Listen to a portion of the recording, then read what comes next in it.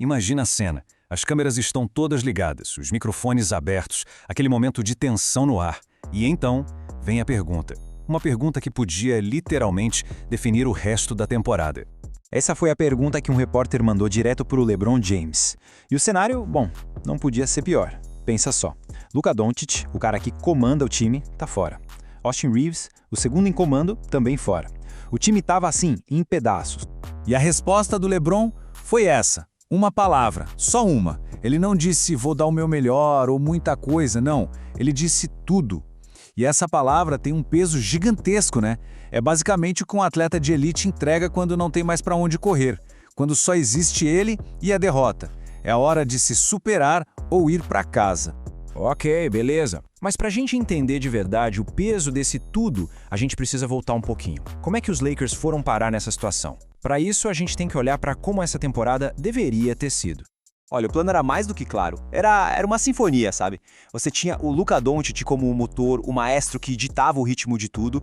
Aí vinha o Austin Reeves, o copiloto, aquele pontuador letal que estava lá para finalizar as jogadas. E o LeBron. Bom, pela primeira vez em 20 anos, ele era o combustível. O gênio veterano que só lubrificava a máquina, sabe? Com uma eficiência quase invisível. Era um plano perfeito com cheiro de título. Até que deixou de ser. O time estava voando, mas voando alto. Março foi uma coisa absurda. 16 vitórias e só 2 derrotas. Era ritmo de campeão, sem tirar nem pôr. A máquina estava redondinha, funcionando que era uma beleza. Até a noite de 1º de abril. E não era mentira. Foi um colapso total contra o Oklahoma City. E no meio desse desastre, as 2 peças principais do motor quebram. Tudo que foi construído na temporada inteira desabou.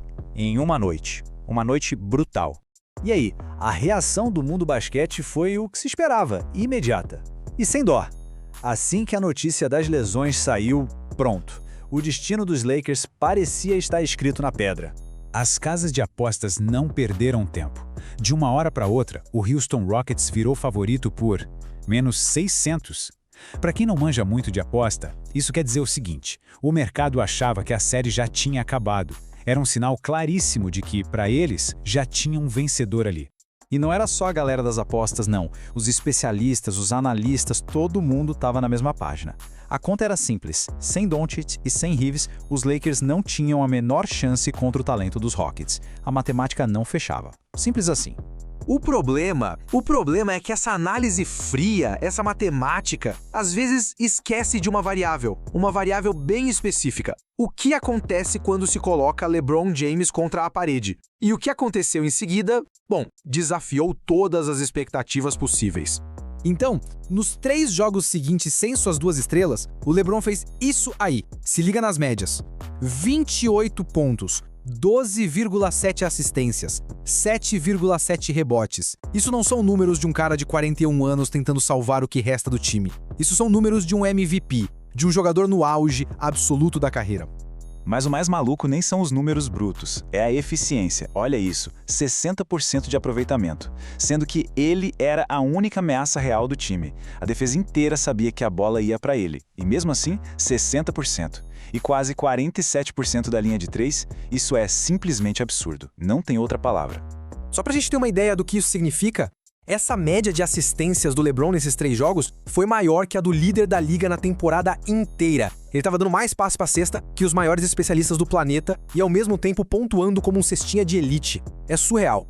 E quando perguntaram pra ele, cara, como você tá fazendo isso? A resposta dele foi simples, até modesta, sabe? Ele não falou de heroísmo, nada disso. Ele falou de memória, de acessar uma versão antiga dele mesmo. Com aquela inteligência de jogo absurda que ele tem, ele só foi lá e ligou um modo que sempre esteve guardado, esperando o momento certo. E essa história de voltar a um papel não é de hoje, não. Na verdade, isso é um padrão na carreira dele, um padrão bem claro que mostra uma coisa: quanto pior a situação, melhor o LeBron joga.